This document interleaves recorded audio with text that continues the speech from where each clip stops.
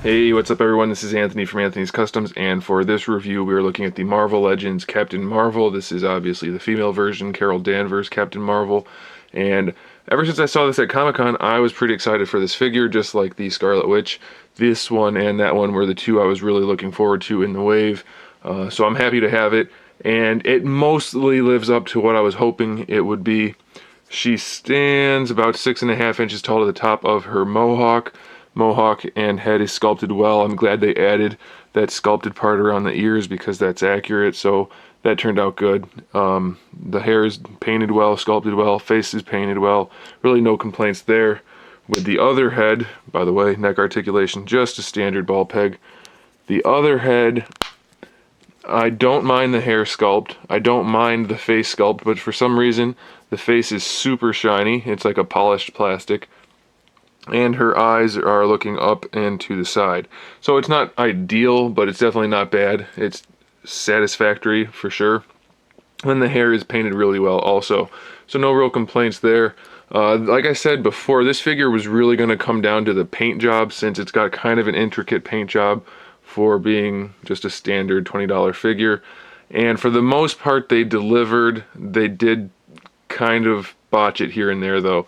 The black line work throughout is super clean, really crisp, almost lines up perfectly everywhere, no complaints there. The yellow dot work on the sides of the hands and boots pretty much looks fine. No complaints there. They painted a little bit on the sash. It's a little sloppy, but they added that red ring, so that looks good. The only real complaint I have is the yellow is a little bit translucent in some places. I don't even know if it'll show up on video, which isn't that big of a deal. It's not bad enough that it's a problem, and I don't know if this is common or not, but mine has a really messed up shoulder. There's blackish red and glossy red, and it just looks really lousy right there. I can live with the translucent yellow where you can see the blue peeking through, but this red, it looks really, really bad right there. So I'm not sure how that happened. Otherwise, it looks really good. They even put the yellow stripe all the way down. Granted, it's not perfectly centered up here, but it still looks pretty darn good. So overall, I'm happy with it. I wish they did a little bit of a better job with the paintwork, but it's still pretty decent. The boots are mostly lined up. This one's a little bit off. I imagine that's going to vary from figure to figure though, so no big deal. The sash here looks to me like it's a brand new sculpt, so that's good.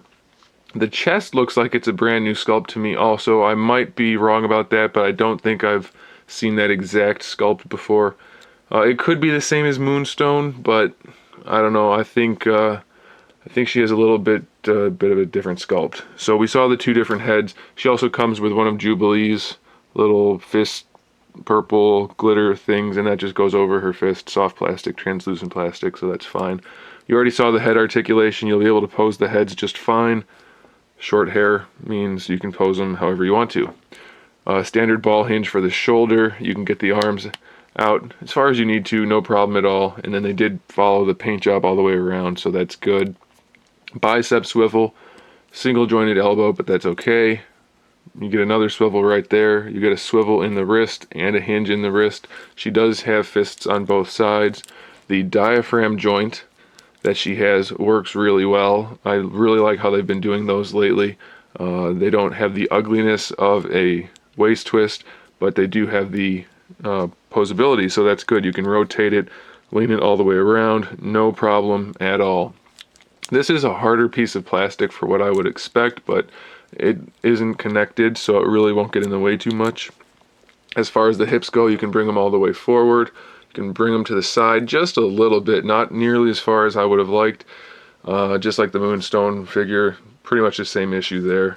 But they're not bad, and we do get the thigh swivel, double jointed knees, and we get our nice ankle hinge. Unfortunately, for some reason, they keep filling in up here a little bit too much, so you can't bring the toe forward any more than that, but you do get the ankle rocker. And really, that's a very simple mod. If you really wanted to do it, you just trim away some of this, and it allows the foot to come up farther. This side goes a little bit farther. That's not a big deal, obviously. It would be nice if she had a little bit better range there, but it's definitely not bad. So I do recommend this figure. I'm happy with it. I'm not super happy with it, just because the paint is a little messed up here and there, but it's definitely not bad. by any means. I really do like it. Stick around for some photos here at the end so you can see it in action.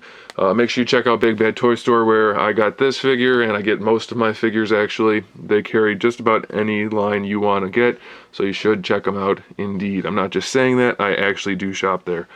So do that, and then make sure you subscribe to my channel so you can see my upcoming figure reviews, custom figures, and other good stuff.